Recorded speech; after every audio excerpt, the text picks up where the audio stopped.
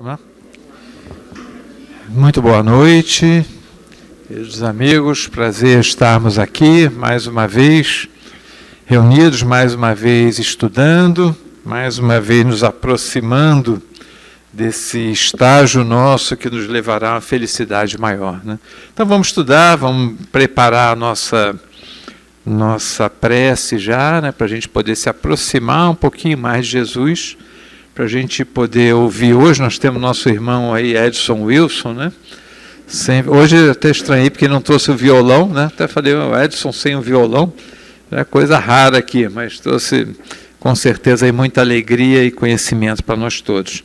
Então vamos começar com a página de Fonte Viva, né? Pelo Espírito de Emmanuel, nos preparando aí para a nossa oração. Sigamos a paz. Busque a paz e siga-a. Primeira Epístola de Pedro, capítulo 3, versículo 11. Há muita gente que busca a paz, raras pessoas, porém, tentam segui-la. Companheiros existem que desejam a tranquilidade por todos os meios e suspiram por ela, situando-a em diversas posições da vida. Contudo, expulsam-na de si mesmos tão logo lhes confere o Senhor as dádivas solicitadas. Esse pede a fortuna material, acreditando seja a portadora da paz ambicionada. Todavia, com o aparecimento do dinheiro farto, tortura-se em 1000 problemas por não saber distribuir, ajudar, administrar e gastar com simplicidade. Outro roga a bênção do casamento, mas quando o céu lhe a concede, não sabe ser o irmão da companheira que o pai lhe confiou, perdendo-se através das exasperações de toda sorte. Outro ainda reclama títulos especiais de confiança em expressivas tarefas de utilidade pública. Mas, em se vendo honrado com a popularidade, com a expectativa de muitos, repele as bênçãos do trabalho e recua espavorido. Paz não é indolência do corpo, é saúde e alegria do espírito. Se é verdade que toda criatura a busca a seu modo, é imperioso reconhecer, no entanto, que a paz legítima resulta do equilíbrio entre os nossos desejos e os propósitos do Senhor na posição em que nos encontramos. Recebido o trabalho que a confiança celeste nos permite efetuar, é imprescindível saibamos usar a oportunidade em favor de nossa elevação e aprimoramento. Disse Pedro, busque a paz e siga-a. Todavia não existe tranquilidade real sem Cristo em nós. Dentro de qualquer situação em que estejamos situados, e a fórmula de integração de nossa alma com Jesus é invariável.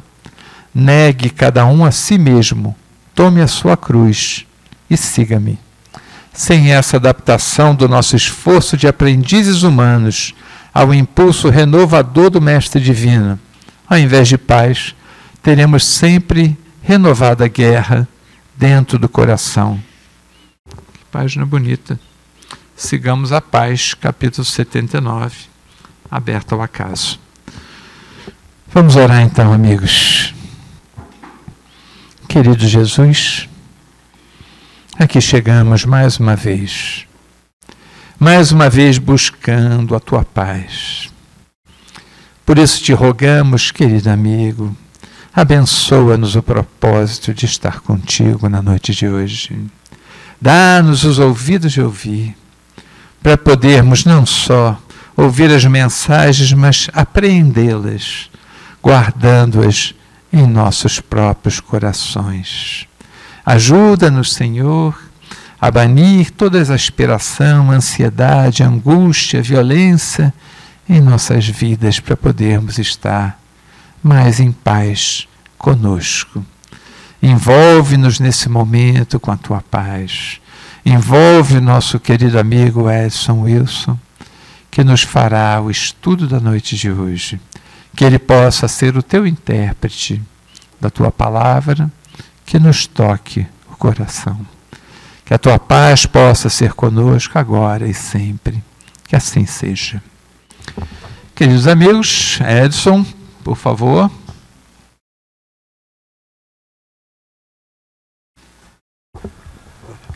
vou desligar aqui então.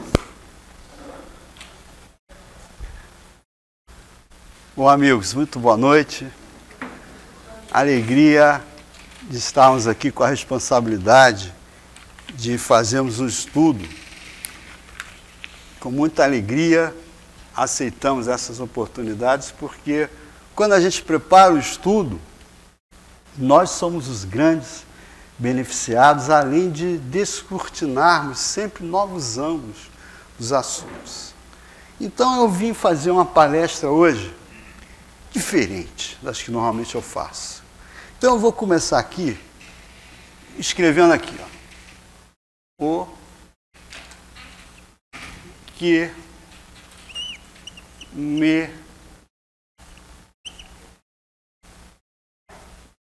trouxe aqui. É a primeira pergunta que cada um vai fazer a si mesmo e encontrar rapidamente uma resposta.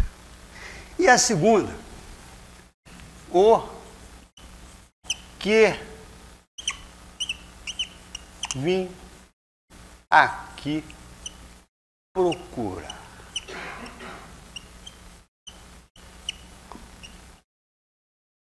Em torno dessas duas perguntas, que não é o tema da nossa palestra, nós vamos iniciar dizendo assim: somos espíritos imortais, reencarnados, todos nós, pela misericórdia divina, em um mundo de provas e expiações, para resgatarmos o passado e construirmos o futuro. Acabou a palestra. Todos nós aqui nos enquadramos, vou repetir. Se alguém achar que não, levanta o dedo e a gente vai discutir. Somos espíritos imortais, reencarnados pela misericórdia divina, num mundo de provas e expiações, para quitar o passado e construir o futuro feliz. Todos nós nos enquadramos nesse conceito. E cada um de nós temos a nossa história. E a vida atual é uma pequena parte dessa história. Nós estamos construindo. E já que nós estamos aqui, eu vou fazer rapidamente um levantamento dos palcos onde acontece a nossa peça individual encarnada na Terra. O primeiro deles é a família. A gente nasce, cresce, é educado, depois casa, faz a família, tem os filhos, tem os irmãos, tem os tios, tem os primos. Então nós vivemos numa família. Todos nós aqui temos uma família física. Muitos de nós, os pais já voltaram para o mundo espiritual.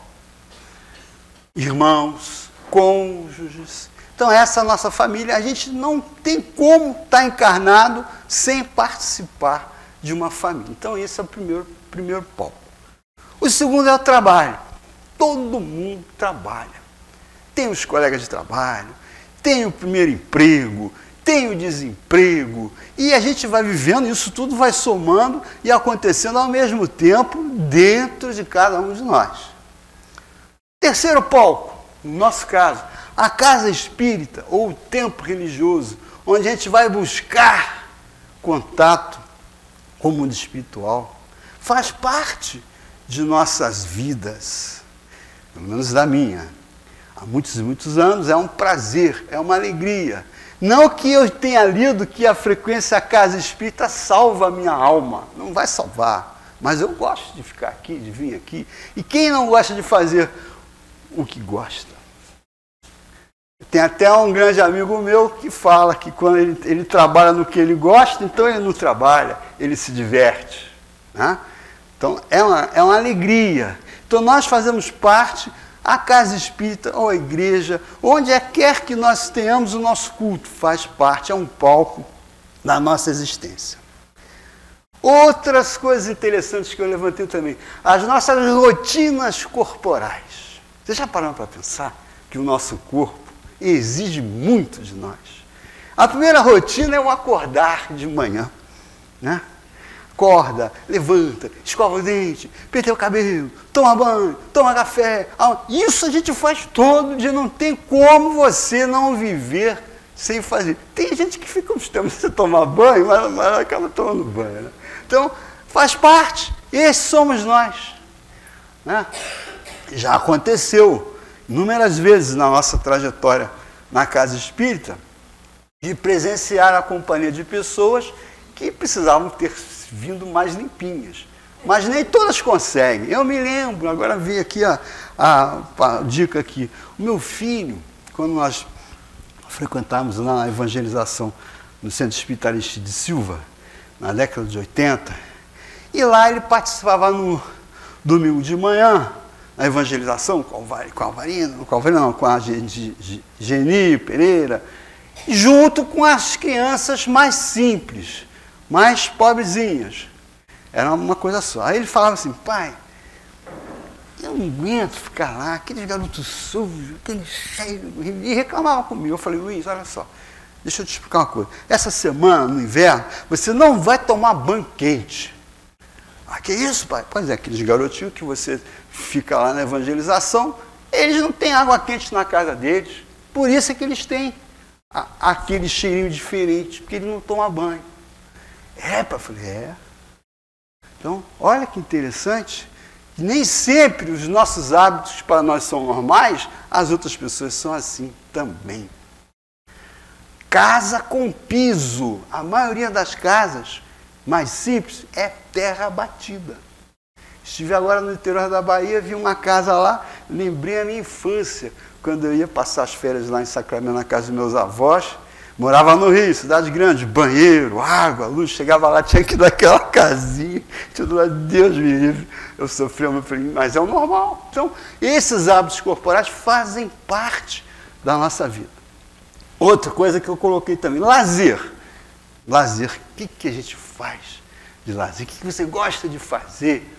Tem até uma outra palestra que eu falo sobre isso, né? A maioria de nós não presta muita atenção nisso, vai se deixando levar pelas circunstâncias e não faz o que gosta. Um amigo meu falou assim: eu adoro ir à praia. Quando é que você foi à praia a última vez? No ano passado. Pô, então você não gosta. Você gosta, vai mais vezes. Então, nós nos sugestionarmos para fazermos o que a gente gosta. Então, o lazer, o Marco Prisco, nos seus livros, fala que o que a gente faz na nossa hora de lazer diz muito quem nós somos. Aí eu me lembro do governador do nosso lar. Quem lê o livro lá, o primeiro livro da série do André Luiz, o que ele faz nas horas de lazer? Ele mergulha nos abismos tenebrosos para ajudar o semelhante. É uma opção dele. Então, o lazer faz parte do palco da nossa vida. Quem não gosta de dar uma voltinha, de passear? Hoje, todos nós estamos nas últimas 2 semanas esperando aparecer o sol, para a gente ficar um pouquinho debaixo do sol, né? Não deixa de ser uma coisa agradável.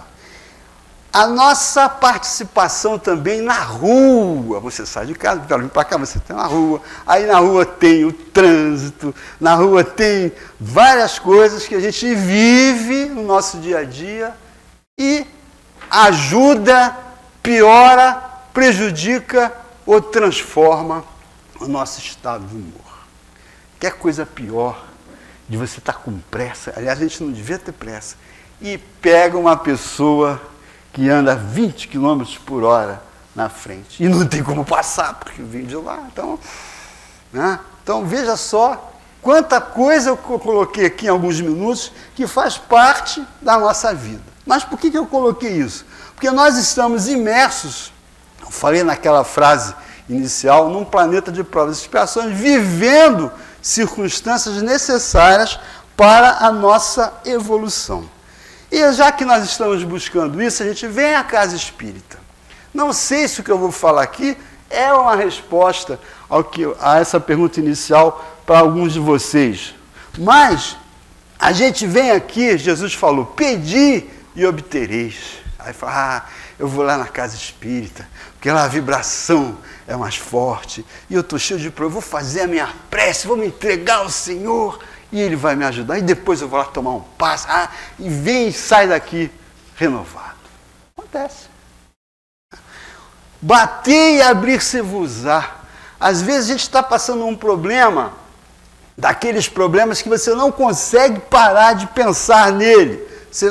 Aí você vem aqui, aí vem uma sugestão, você escuta uma coisa na palestra, alguém lhe fala alguma coisa, você, opa, peguei o que eu vou fazer para resolver aquele assunto. Isso acontece.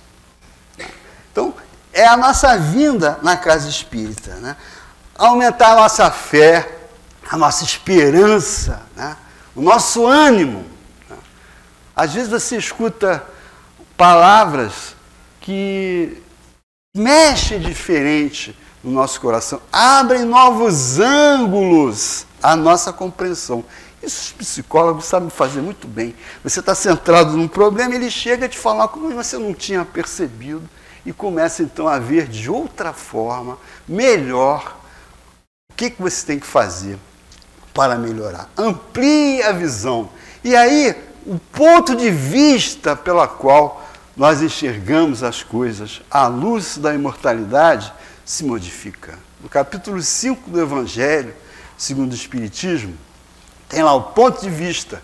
Se nós nos colocarmos sob condição de espírito imortal, quanta coisa que a gente dá um valor, não tem tanto valor assim. A gente precisa passar para dar o testemunho do que nós necessitamos para evoluir. E a alegria e a emoção, a alegria é uma coisa muito bacana. Quem gosta de estar alegre, estar feliz, estar sorrindo. Aí, para dar um momento de alegria aqui para nós, eu trouxe uma música aqui. Eu fazia isso muitos anos atrás com a mocidade. Quando eu fazia com os jovens, dava certo. Eu não sei se eu vou fazer aqui, vai dar certo. Eu acho que vai dar certo. Eu não trouxe violão, o Marcelo deve saber. Muitos de vocês vão conhecer essa música. Então eu vou cantar, escrevi aqui devagarzinho, para todo mundo ver. Já fui lá atrás, onde está a Leonora, dá para enxergar a letra, pequenininha, mas dá. Então eu vou cantar. Qual é a nossa ação aqui? Nós vamos cantar essa música fácil, e depois eu vou fazer uma pequena brincadeira que eu duvido que nós não nos divirtamos. Vamos se sentir alegre, vamos se sentir bem, e vai desopilar o fígado. Mesmo aqueles mais sérios, né, não vão resistir, porque é muito bacana. Eu lembro a primeira vez que foi numa confraternização de jovens, isso aí, na época, o Jorge Macho não tinha nem fundado ainda Teresópolis. Então é assim, ó, eu vou cantar a primeira, é assim. Eu levo a vida feliz a cantar, despreocupado é o meu caminhar. Se tenho problemas, não tenho aflição, eu tenho Jesus no meu coração. Uma perguntinha, vocês jantaram hoje antes de vir para cá? Estou cantando baixo, fraco, vamos botar mais força. Né? Eu tenho Jesus no meu coração, eu tenho Jesus no meu coração. Se tenho problemas, não tenho aflição, eu tenho Jesus no meu coração. Então vamos ensaiar mais uma vez, aumentar o volume das vozes. Vamos pensar que Jesus está passando lá na feirinha, ele tem que cantar alto para ele ouvir e vir para cá. Então vamos lá. Eu levo a vida feliz a cantar, despreocupado é o meu caminhar.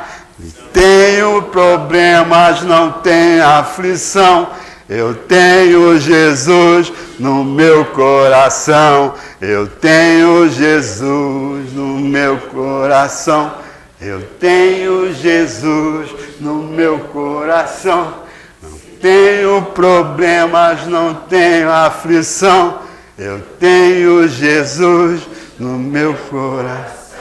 Bom, agora vamos começar a fazer a nossa brincadeira alegre. Nós vamos cantar música, mas não vai falar coração. Quando chegar o coração, não fala, tá bom? Entendeu? Então vamos lá.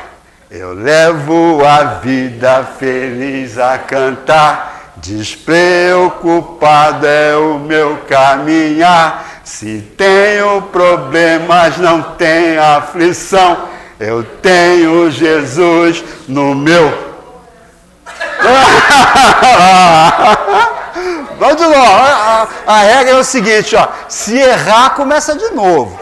Então vamos lá. Eu levo a vida feliz a cantar, despreocupado é o meu caminhar. Se tenho problemas, não tenho aflição, eu tenho Jesus no meu. Eu tenho Jesus no meu. Eu tenho Jesus no meu. Se tenho problemas, não tenho aflição, eu tenho Jesus no meu. Parabéns! Agora vamos dificultar um pouco mais. Agora volta a falar o coração e não fala Jesus. Tá? Na hora que faz... Então vamos lá. Eu levo a vida feliz a cantar, despreocupado é o meu caminhar. Se tenho problemas, não tenho aflição, eu tenho coração, eu tenho coração, eu tenho. Se tenho problemas, não tenho aflição, eu tenho. Faltou um tempinho aí, mas tudo bem. Eu tenho no meu coração. Entendeu? Então vamos repetir aqui o que vocês fizeram errado. Tem que respeitar o tempo da música. Só porque está aquele professor chato. Aqui, ó. Eu tenho no meu coração. Eu tenho no meu coração. Se tenho problemas, não tenho aflição, eu tenho no meu coração. Bom, agora a gente não pode jogar muito tempo, senão a palestra acaba. Agora vamos falar, tu não pode falar tenho. Essa eu nunca consegui cantar, todo mundo não acertando. Tenho, não pode falar tenho. Tá bom? Prepara aí o fígado. Então vamos lá. Eu levo a vida feliz a cantar, despreocupado é o meu caminhar. Se problemas não, eu. Vamos de novo. Ó, para facilitar, eu vou botar aqui, ó. Tenho e tenho, tá? Vamos lá. Eu levo a vida feliz a cantar, despreocupado é o meu caminhar. Se problemas não, aflição, eu, Jesus no meu coração, eu, Jesus no meu coração, eu, Jesus no meu coração. Se tem problema, aflição, eu, Jesus no meu coração. Eu não falei que vocês iam rir, viu? Então, gente, olha que bacana.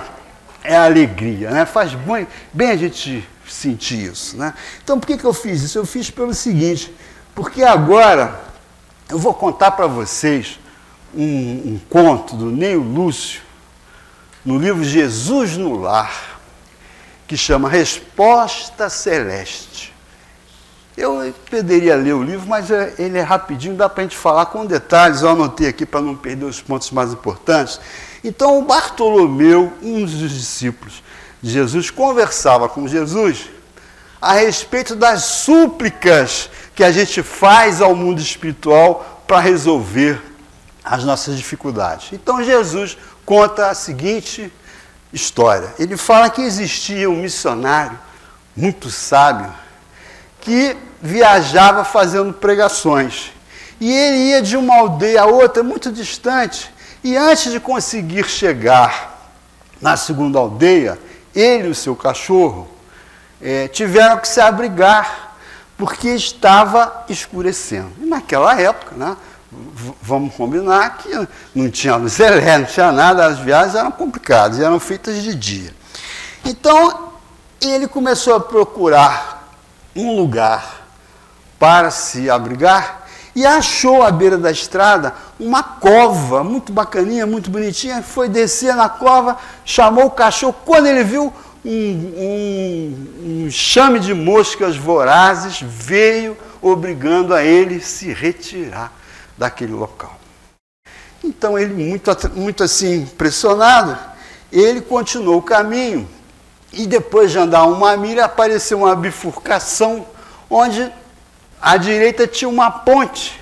E depois da ponte, ele enxergou assim um terreno branco, muito agradável, que dava a impressão de ser um lugar muito bom. E ele resolveu atravessar a ponte. Quando ele foi atravessar a ponte, ele e o cachorro, a ponte desmorona, cai e ele não consegue chegar do lado de lá. E já está escurecendo. E ele preocupado. E eles trazendo em si, como diz a Senhor, me ajuda porque eu estou precisando de você. Anda mais um pouquinho e vê uma imensa árvore, né? Um tronco acolhedor com uma parte aberta assim no tronco, uma espécie de uma oca. E quando ele vai entrar com o cachorro no local, dá uma ventania e derruba o tronco. E ele não consegue. Aí ele, meu Deus do céu, o que eu fiz hoje? Está dando tudo errado, ele pensou, né? Anda mais um pouquinho, vê um casebre, lá dentro uma lamparina iluminando, mostrando a pessoa. Quando ele chega na casa, o morador diz assim, olha, nós não recebemos estranhos, não recebemos visita durante a noite, eu só passe daqui para fora. E ele, impressionado, afastou-se, começou a trovejar, começou a relampear, e ele encontrou um local mais ou menos assim seguro, mas começou a dar uma porção de trovão, o cachorro começou a uivar e saiu, foi embora, que nem um maluco. E ele não entendeu nada, ficou ali durante a noite. Na madrugada ele escutou os gritos, os palavrões, não sabia o que era, mas no alvorecer, chegou de manhã, ele foi informado que uma quadrilha de ladrões havia invadido a casa, roubado e assassinado todos os seus moradores. E aí ele foi capaz de entender a bênção dele não ter sido recebido e o cachorro ter ido embora, porque se o cachorro estava uivando, os ladrões iriam identificá-lo também e ele seria morto. Então ele já começou a entender de forma diferente. Resolveu a voltar, percebeu que ele estava indo no sentido errado. Informaram para ele que o objetivo a ser atingido era na outra direção. Então ele teve que voltar. Quando ele passou naquela árvore, né, que o vento derrubou, né, um rapazinho falou para ele que ali era um covil de serpentes e que se ele tivesse ficado ali, ele teria perdido a sua própria vida. E para concluir, quando ele chegou perto da ponte que havia caído, ficou sabendo que aquela terra branca que ele achou uma beleza era um pântano. E vários viajores já haviam perdido a vida indo naquele caminho. E por fim, aquela cova, né, era um local, covil de lobos, que se ele também ali tivesse ficado, ele teria sido devorado. Conclusão, ele não foi capaz de perceber as mensagens da vida em seu benefício só depois, quando a coisa aconteceu. Então, Jesus conclui dizendo assim, agradecer pelo socorro que não soubestes entender. Então, esses somos nós nos palcos da vida. Em casa, no trabalho, na casa espírita, na rua. Nada acontece conosco que não seja para o nosso bem. Apesar de, muitas vezes, nós não concordarmos com isso. E vivemos numa lei de progresso. E para colaborar com o nosso raciocínio, eu me servi, eu gosto muito, da última pergunta do Livro dos Espíritos, que em alguns livros é a 1018, em alguns livros é a 1018A, em algumas traduções é a 1019. Não importa, é a última questão do livro, que pergunta assim, jamais o reino dos céus poderá ter lugar sobre a terra? Olha que pergunta. A primeira pergunta todo mundo sabe. Qual é a primeira pergunta do Livro dos Espíritos? Que é Deus. E a última é essa. Aprenda que quando chegar na alfândega da morte, se eles fizerem algum teste, alguma questão, você sabe a resposta. Né? Qual é a última pergunta do Livro dos Espíritos? O reino de Deus virá. Por quê? Como é que isso vai acontecer? Nós estamos encarnados no mundo de provas e expiações. Dizem os espíritos superiores a Kardec que o predomínio dos bons espíritos caracterizará o reino do bem na terra. E com o predomínio desses bons espíritos, haverá amor, justiça como fonte do bem que todos nós queremos. Mas que história é essa? Que esse mundo não chega. Essa questão foi lançada à sociedade em 1857. Olha quantos anos, tem mais de 100 anos. E esse mundo não chegou ainda. Então alguma coisa aí está errado ou o ritmo é esse mesmo? É isso que nós vamos ver a partir de agora. Porque se nós queremos ser espíritos melhores, o que nós temos que fazer? Nós temos que nos melhorar. E olha só que interessante que na continuação da resposta dos espíritos, eles dizem assim, que os bons espíritos encarnados atrairão os bons espíritos desencarnados. Porque se nós temos uma nuvem de testemunho que nos acompanha no mundo encarnado aqui que nós estamos, se nós estamos sofrendo uma influência má, uma influência negativa, é porque nós damos condição de receber isso. Porque se nós não tivéssemos esse mal dentro de nós, nós seríamos inacessíveis a essas influenciações. Então, no mundo, à medida que os espíritos vão ficando melhor, vão encarnando espíritos melhores, né?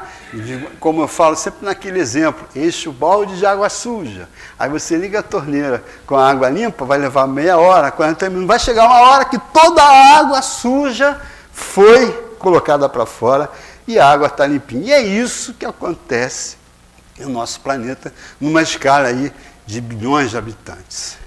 Então, essa questão dos espíritos merece a nossa meditação. E na frente, na resposta, ele vai falar, que não é o nosso tema, que aqueles espíritos que não têm condição de sintonia, de continuar na existência no planeta, habitarão planetas diferentes, um pouco menos evoluídos, para ajudar os habitantes mais primitivos e, ao mesmo tempo, recuperar cada um deles o que eles precisavam fazer e não fizeram aqui na Terra.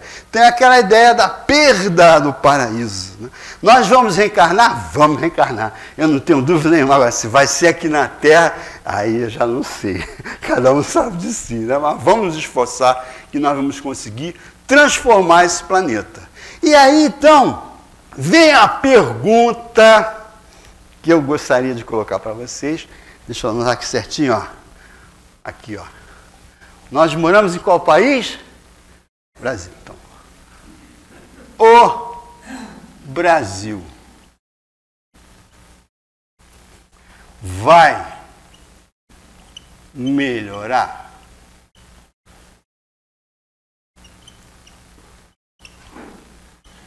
Estamos numa época de eleição do presidente.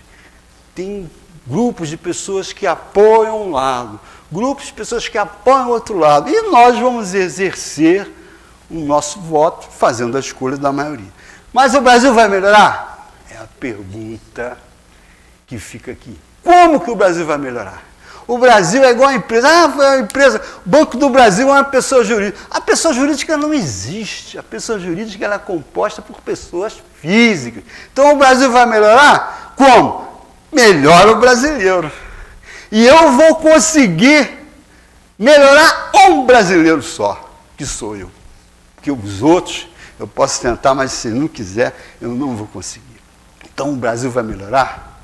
Aí vem algumas meditações que eu escolhi aqui. Eu escutei, há umas 2 semanas atrás, um vídeo que a minha irmã, lá de Brasília, até fazia palestra aqui remota, na época da pandemia, achou muito bacana, mandou para mim, o Brasil que vai melhorar. Então eu selecionei 5 itens para a gente meditar. Então o Brasil vai melhorar no instante em que a gente respeite os nossos vizinhos. Aí eu tenho uma lembrança muito triste, triste para mim agora. Quando eu era adolescente, eu tinha um tio, uma tia que morava num prédio muito grande, lá na Voluntários da Pátria, em Botafogo. Aí teve um domingo que foi aniversário lá da família e foi todo mundo para lá. E o prédio tinha aqueles prédios antigos, aquele corredor imenso, e as janelas, as portas das casas faziam. A gente, quando é criança, acha essas coisas imensas, né? E aí a festa não coube todo mundo dentro de casa, foi fazer a festa no corredor. E naquela época tinha um conjunto chamado Golden Boys, que tinha uma música assim: você viu o cabeção por aí? Eu não. E a vizinha tinha um filho que o cabeção... A festa toda foi chamar o garoto de cabeção. Quando a mãe dele escutou, deu uma confusão danada. Eu falei, meu Deus, como é que eu posso chamar o filho da minha de cabeção? Então, eu me lembro, foi uma coisa errada. Hoje talvez eu possa até pensar, mas falar você não vai falar, porque há um exercício de você melhorar, né? Aí vem aquela história do mineiro. A minha família toda é mineira. Eu faço isso muito. A minha sogra, ela gosta muito de cozinhar. E pergunta, isso tá gostoso? Eu falo, não tá ruim não. Né? Você, tá bom, tá ruim não. Você nega afirmando e afirma negando. Então é uma forma de você... E aí, tá gostoso o pão de queijo no carne de café? Não tá ruim não.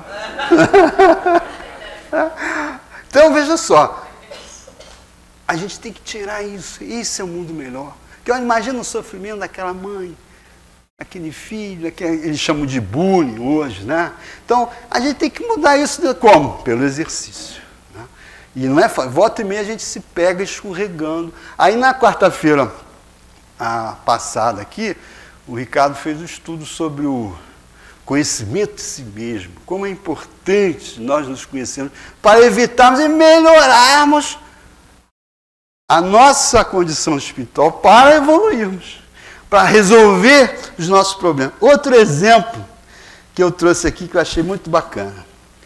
Ensinar aos filhos que o respeito que você tem que ter por um porteiro do seu prédio é igual ao respeito que você tem que ter por um juiz. Porque são pessoas iguais. Isso, então, é fundamental. Né? A gente aprender... Aí vou dar um exemplo meu também, que de mim eu posso falar, ninguém vai falar que eu estou fazendo fofoca, porque sou eu mesmo. Né? Eu nasci e cresci lá no Rio, no bairro do Flamengo, na Zona Sul. Então rolava naquela época que o pessoal da Zona Sul era mais importante do que o pessoal da Zona Norte. O pessoal de Béia, Caxambeira, não sei o quê. E aí eu cresci com aquilo na cabeça, né? Aí eu fui, não tem nada a ver isso, mas durante muito tempo eu me achava, eu ia lá em Copacabana, em Ipanema, via aqueles farofeiros, farofeiro, o direito que o cara tem. Por que isso? Isso é imperfeição da nossa parte. Vamos melhorar isso. E ninguém pode nos obrigar, nós podemos entender melhor as pessoas. Então, às vezes é educado de uma forma, não estou botando a culpa nos meus pais, não. Mas você, quando reage, por que isso tem que ser como sempre fala? Porque meu avô faz assim. Já está fazendo errado, só porque é seu avô que faz certo. Então, raciocinar esses conceitos à luz da doutrina espírita, que nos iguala, não tem ninguém melhor do que ninguém. Muitas vezes, aquela pessoa que a gente acha que é menorzinha é um espírito de luz. E a gente não sabe. Nós vamos ter que pedir bênção para ele, para entrar no plano espiritual, vai ter que pedir autorização para entrar na sala dele, se ele deixar entrar, mas vai deixar, né? O espírito superior é muito bonzinho, muito amigo. Então, esse é o segundo exemplo. Terceiro exemplo, não achar caro o serviço dos outros. Gente, isso é uma coisa interessantíssima. Você vai dar orçamento, nossa, na minha vida, a quantidade de orçamentos que eu fiz, muito caro, vai fazer, porra. A gente tem mania de chorar, eu mesmo, quanto é que é? Tá caro.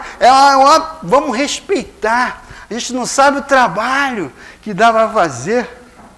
Né? Isso também a gente precisa mudar. Eu achei importante esse Brasil vai mudar. Então, é lógico que mas eu vou dar um outro exemplo. Eu moro num condomínio da família, um condomínio muito bacana. Se eu chamar qualquer profissional que eu não conheço para ir lá dar preço no serviço, quando o cara chegar lá e ver aquilo, se ele cobrava X, vai cobrar 10x. Nem todo mundo faz isso. Então, eu procuro chamar os caras que já me conhecem. Vai lá, tu sabe o que é, né? O que eu posso pagar. Então, veja só, essas coisas todas fazem parte da nossa vida, do nosso pau. E aí vem essa informação do mundo espiritual superior que nós temos que melhorar. Melhorar aqui, melhorar a nossa moralidade. Melhorar o discernimento do que é melhor, não só para mim, mas o melhor para todos que fazemos parte da sociedade nos diversos palcos citados aí no início da palestra. Tenho outro exemplo aqui. Estacionar o carro na vaga do deficiente físico ou do idoso. Agora eu sou idoso, eu passo todo melhor. Já tenho papelzinho no carro, né? Então, outro dia aconteceu o seguinte, olha só, eu saio cedinho, paro ali numa vaga do idoso, numa padaria que tem aqui no alto, às vezes compro um pãozinho, está sempre vazia a vaga. Teve um dia que eu fui parar, tinha um caminhão descarregando. Aí eu falei assim, amigo, você está... Problema de descarregar caminhão é um problema seríssimo na cidade de Teresópolis. Né? Rio de Janeiro resolveu isso, por ser cidade grande, antes das 8 da manhã, depois das 8 da noite. Mas aí eu fui falar com o cara, estava tranquilo, já tinha feito a minha meditação de manhã, falou, meu amigo, você está aí na vaga de idoso. Eu falei, mas eu também sou idoso. Eu falei, mas o caminhão está numa vaga que não é para resolver um problema. Graças a Deus eu não me deixei perturbar. Porque às vezes a gente entra na faixa, entra na pilha, você fica aborrecido por causa de uma coisinha dessa. E às vezes de noite, quando vai fazer aquela revisão, como é que eu fui fazer isso? Meu Deus do céu. Tenha paciência, Senhor, comigo, com as minhas imperfeições. Mas tem gente que para. Ah, é só um pouquinho. Só um pouquinho aí fica um tempão. Então vamos aprender a respeitar. Né? Respeitar. Isso é questão de hábito. O negócio da faixa, por exemplo. Quem já teve oportunidade de ir em Brasília? Brasília as pessoas param na faixa. É hábito. Né? Tem que ser educado. Então, nós precisamos ser educados para melhorarmos o nosso desempenho na atual existência. E vem aqui um outro exemplo. Fazer gato na internet. Né? Furar fila. Né? Avançar o sinal. Gente, eu falei aqui outro dia, eu fui passar um fim de semana lá em Campo Grande, na casa da minha filha. Rapaz, como é que o pessoal avança sinal lá, Mauro? Meu Deus, aquele você não conhece, vê o sinal para você, mas todo mundo para você. Será que eu estou errado? E tem gente que dá atrás de você com o sinal fechado, buzina. Falei, Senhor, me ajuda. Né? Então, são hábitos que a gente tem que eliminar da nossa vida. Por exemplo, vocês querem um exemplo positivo? Há 40 anos atrás, os automóveis já tinham cinto de segurança, mas ninguém usava. Raríssimas pessoas usavam. Hoje, a maioria, quase totalmente, todos nós usamos o cinto. É um hábito que foi criado. Então, esses hábitos nós temos que nos exercitar para alcançarmos uma melhoria no nosso handicap. E eu selecionei aqui uma frase do Martins Peralva, no livro Estudando o Evangelho, me impressionou muito quando eu estava fazendo estudo, procurando lá, ele diz assim: a missão do Evangelho foi e é preparar a humanidade para que ela possa viver dignamente. Nós temos que nos preparar para vivermos dignamente. Mas ele não diz só isso, ele diz assim: o que nos falta é a preparação evangélica. Então nós somos despreparados. No momento em que me vem aquele ímpeto de eu estacionar na vaga do idoso ou do deficiente físico para parar ali rapidinho, vem aquela coisa, não posso.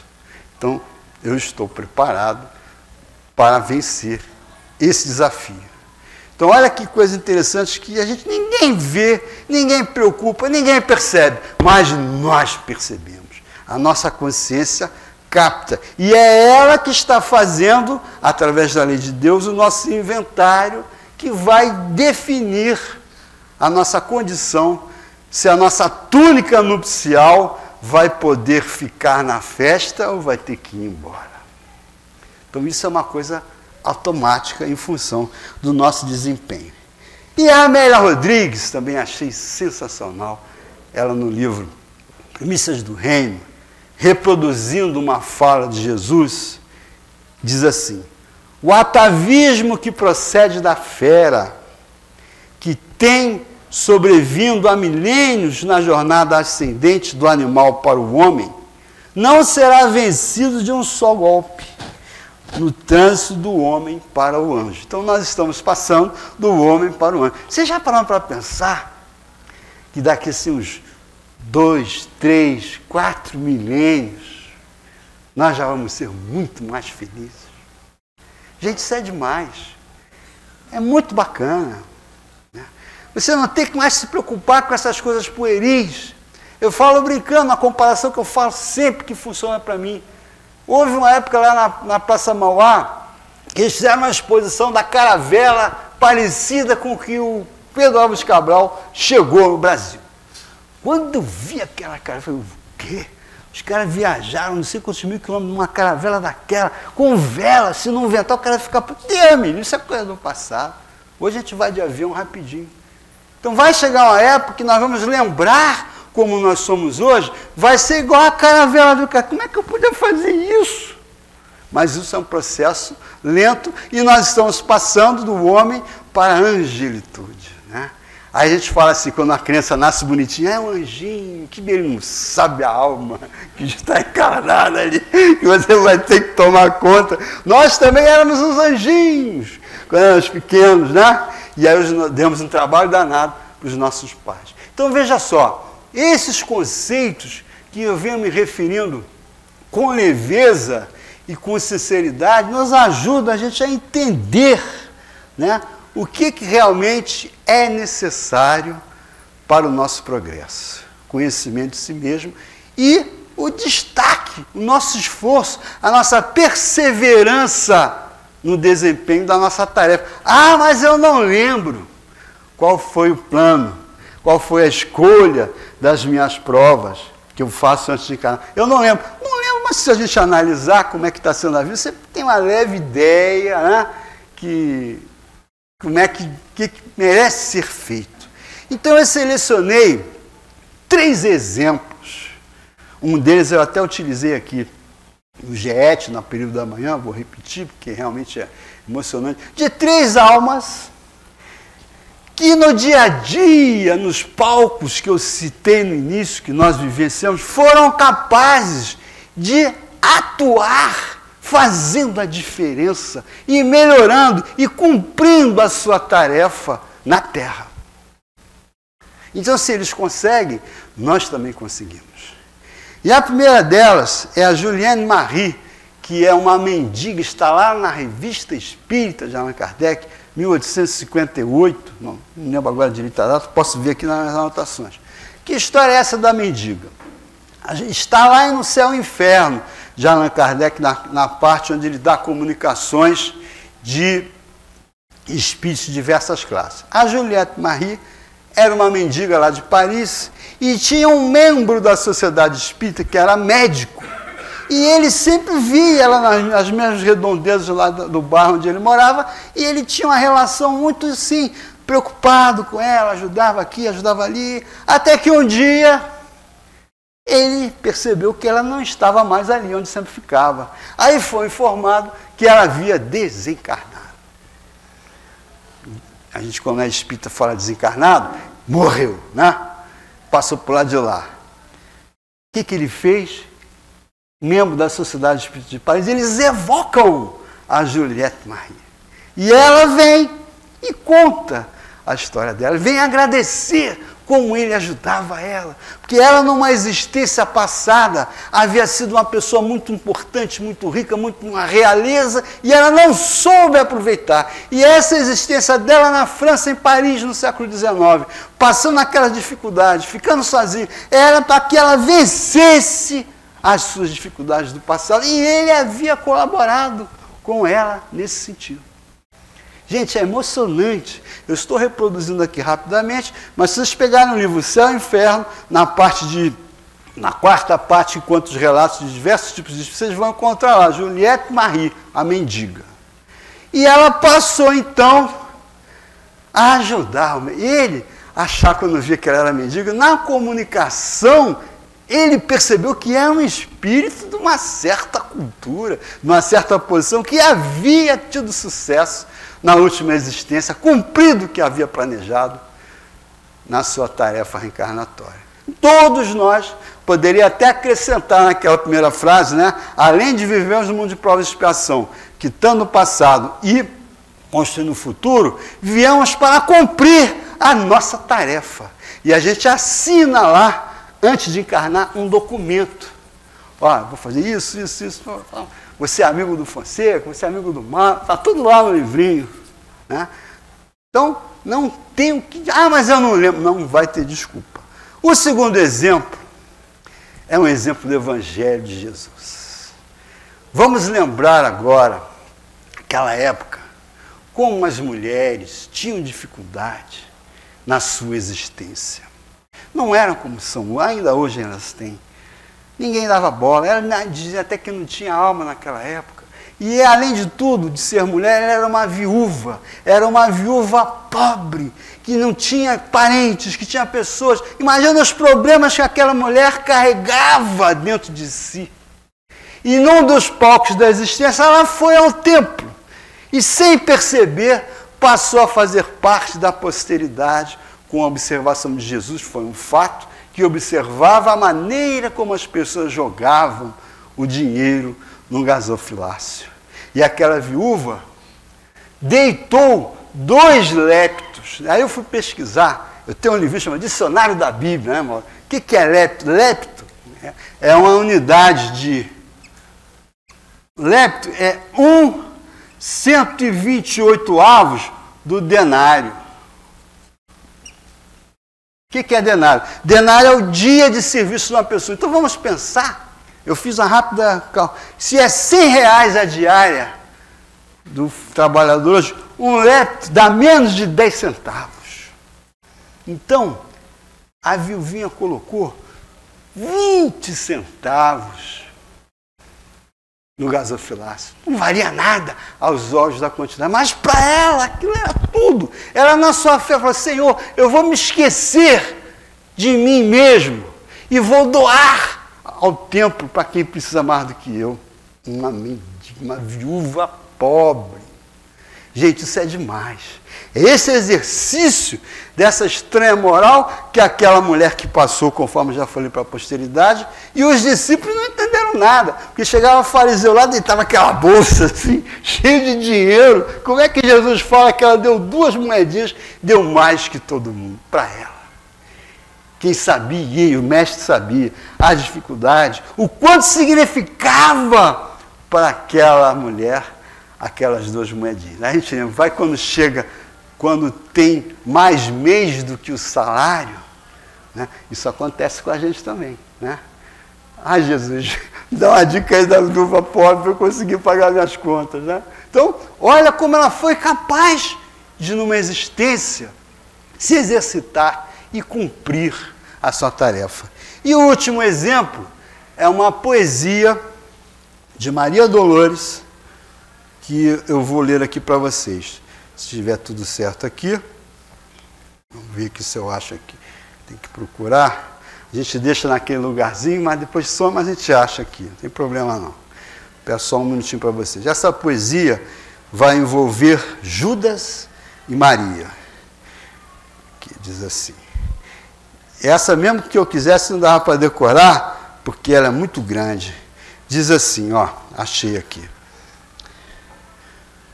Retrato de mãe. Prestem atenção, amigos, que a capacidade de rima da Maria Dolores, com a intensidade das informações, toca o nosso coração. Essa mensagem aqui é impressionante, mostrando essa energia de alguém. Diz ela assim: depois de muito tempo, sobre os quadros sombrios do Calvário, Judas, cego no além, errava solitário. Era triste a paisagem, o céu era nevoento, cansado de remorso e sofrimento, sentara-se a chorar. Nisso, nobre mulher, de planos superiores, nimbada de celestes esplendores, que ele não conseguia divisar, chega e afaga a cabeça do infeliz. Em seguida, num tom de carinho profundo, quase que em oração, ela lhe diz: meu filho, por que choras? Acaso não sabeis? Replica o interpelado. Claramente agressivo, sou um morto e sou vivo. Matei-me novamente, estou de pé, sem consolo, sem lar, sem amor, sem fé. Não ouvistes falar em Judas, o traidor? Sou eu que aniquilei a vida do Senhor. A princípio, julguei poder fazê-lo rei, mas apenas lhe impus sacrifício, martírio, sangue e cruz. E em flagelo e aflição, eis que a minha vida agora se reduz. Afastai-vos de mim, deixai-me padecer nesse inferno sem fim. Nada me pergunteis, retirai-vos, Senhora, nada sabeis da mágoa que me agita, nunca penetrarás minha dor infinita. O assunto que lastimo é unicamente meu. No entanto, a dama calma respondeu: meu filho, sei que sofres, sei que lutas, sei a dor que te causa o remorso que escutas. Venho apenas falar-te que Deus é sempre amor em toda parte. E acrescentou serena: a bondade do céu jamais condena. Venho por mãe a ti buscando um filho amado. Sofre com paciência a dor e a prova, terás em breve uma existência nova. Não te sintas sozinho ou desprezado. Judas interrompeu-lhe e bradou rude pasmo: mãe, não me venhas aqui com a mentira e o sarcasmo. Depois de me enforcar num galho de figueira para acordar na dor, sem mais poder fugir à vida verdadeira, fui procurar consolo e força de viver ao pé da pobre mãe que me forjara o ser. Ela me viu chorando e escutou meus lamentos, mas teve medo de meus sofrimentos, expulsou-me a esconjuros, chamou-me monstro por sinal, disse que eu era unicamente o espírito do mal. Intimou-me a terrível retrocesso, mandando que eu apressasse o meu regresso para a zona infernal, de onde por certo eu vinha. Detesto lembrar a horrível mãe que eu tinha. Não me faleis de mães, não me faleis de amor, sou apenas um monstro sofredor. Ainda assim, disse a dama docemente, por mais que me recuses, não me altero. Amo-te, filho meu, amo-te e quero ver-te de novo a vida maravilhosamente revestida de paz e luz, de fé e elevação. Virás comigo à terra, perderás pouco a pouco o ânimo violento, terás o coração nas águas de bendito esquecimento, numa nova existência de esperança. Levar-te-ei comigo a remansoso abrigo, dar-te-ei outra mãe, pensa e descansa. E Judas, nesse instante, como quem olvidasse a própria dor gigante, ou como quem se desagarra do pesadelo atroz, perguntou: quem sois vós, que me falais assim, sabendo-me traidor? Sois divina mulher, irradiando amor, ou anjo celestial, de quem presinto a luz? No entanto, ela, a fitá-lo, frente a frente, respondeu simplesmente: meu filho, eu sou Maria, sou a mãe de Jesus. Então, amigos, que alma é essa que é capaz de se sacrificar pelo sofredor? Esses somos nós daqui a pouquinho. No nosso esforço diário, desse conhecimento, desse desempenho no bem que a doutrina espírita nos convida. E, para concluir,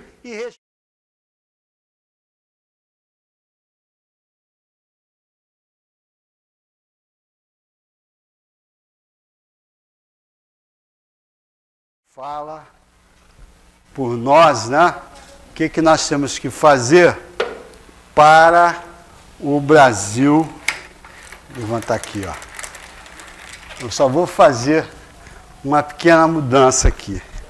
Com o nosso empenho, com o nosso esforço individual, o Brasil vai melhorar? O Brasil vai melhorar. Com o desempenho de todos nós.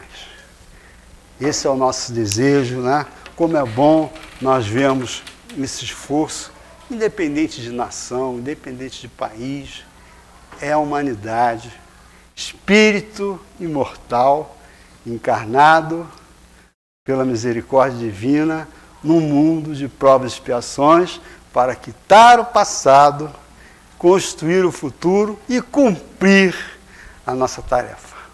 Muito obrigado e Jesus nos abençoe.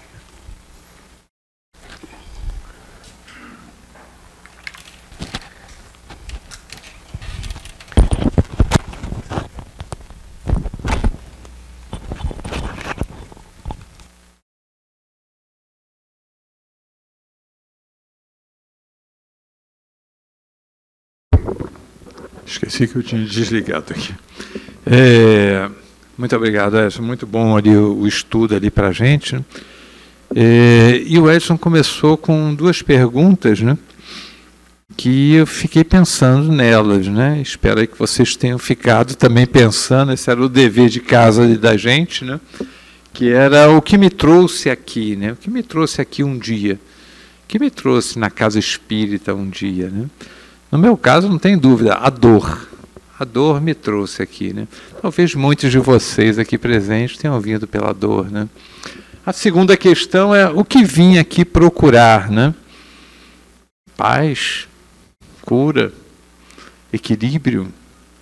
Alguma coisa que a gente foi chegando, foi ficando, foi se sentindo aconchegado, né?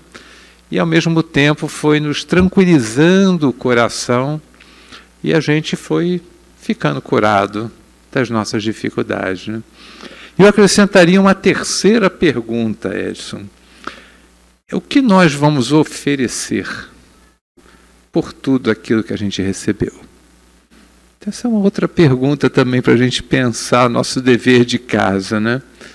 A dor nos trouxe, Jesus nos curou, dentro do possível, alguns de nós ainda dentro do muito possível, mas precisamos deixar algo de nós, não é só para receber, precisamos deixar alguma coisa, né?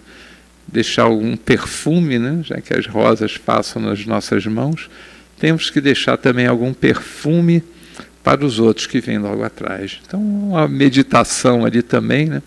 O que a gente vai deixar para os outros que vem logo atrás da gente. Mas vamos nós, amigos, vamos aos nossos avisos, né? Márcia já me passou aqui um monte deles, vamos ver. Ah, tá. O primeiro aqui é da AME, Associação Médico Espírita aqui de Teresópolis, né? Que ela está anunciando, então, que serão alguns encontros online no Google Meet, né? Nas quartas-feiras, 21 às 22 e 15, é a nossa amiga Tânia Wilson que vai fazer os estudos no dia 12 e no dia 26 de outubro. Transtorno aditivo, né? E aí tem o WhatsApp da Leda, né? Leda é a presidente ali da AME aqui de Teresópolis, aqueles que desejarem, basta nos procurar e a gente passar o WhatsApp da Leda, né? Os outros avisos é conversa fraterna, né? Estamos sempre aí abertos, né, para conversa fraterna, tanto presencial quanto virtual. É a forma que a gente tem, né, de também ser ajudado e ajudar outros também.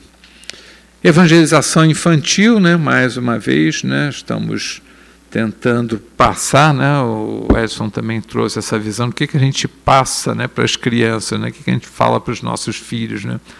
Evangelização infantil talvez seja o maior presente que a gente possa dar para os nossos filhos, né? Todos os sábados, 10 horas da manhã, as inscrições com a Tânia Correia, né, que é a nossa dirigente aí da evangelização infantil. E nossa mocidade, também a PET está lá em cima aí com a mocidade, né, também presencial, também no sábado, porém sábado 18h30, né, similar, em paralelo aí com o nosso trabalho, né. Kardec Café, hoje o Edson falou ali do pão de queijo, mas não fez justiça ao pão de queijo. O pão de queijo está muito gostoso, eu já comi 2 pães de queijo hoje. Oi? Tem arroz doce? Não, mas aí já é demais para mim. 2 pães de queijo já é suficiente para mim, já é minha cota, ainda aguentar o arroz doce não dá não. Foi mal, Edson, fica para a próxima aqui ali. E acho que é só a exceção do... Quem nos visita hoje pela primeira vez? Alguém nos visita hoje pela primeira vez? Ah, como vão? Tudo bem? Então vamos começar aqui com o casal. Como é que são os seus nomes? Jorge e Fátima. Sejam muito bem-vindos, Jorge e Fátima. E o colega, como é que é seu nome? Paulo. Ah, muito bem-vindo, Paulo. É um prazer recebê-los aí na nossa casa. Querendo também alguma informação, alguma coisa, estamos aí à disposição aí para a gente poder ajudá-los, tá bom? Mas ok? Não, né? Só isso então, né? Então nós vamos fazer nossa prece então, para a gente poder fazer o encerramento desse trabalho e começar o trabalho de passe. Jean, você quer vir fazer a nossa prece aqui, amigo? A nossa prece aí de agradecimento e encerramento, e vamos passar então para o trabalho de passe. Só que o Jean, o problema aqui de chamar o Jean para a prece é a altura do microfone. Essa aqui é a dificuldade. Vamos ver aqui. Pronto. Foi. Vamos elevar nossos pensamentos ao Mestre Jesus, rogando a Ele a paz necessária aos corações tão agitados nos últimos momentos da humanidade. Lembrando que a união de cada um de nós, a permanência lado a lado, vai levar toda a humanidade à frente. Mestre querido, nos deixastes tantos exemplos de amor, de cuidado ao próximo. Teimamos ainda como crianças, engateando na seara do amor, do bem ao próximo, em relutar, em seguir teus exemplos muitas vezes, deixado com tanto afeto, com tanto amor, que possamos, cada um, assumir o teu papel de elevação do planeta, mas com a consciência que o caminhar juntos nos permitirá caminhar mais rápido. Mestre Jesus, que possamos plantar sementes de paz, de caridade, de amor, para que a colheita à frente seja a melhor possível. Agradecemos a Ti, Pai, por estar sempre conosco, não nos abandonar, mesmo perante as nossas resistências. Que possamos retornar aos nossos lares imbuído da paz e da caridade deste momento. Que seja feita a Sua vontade, acima dos nossos desejos sempre. Que assim seja.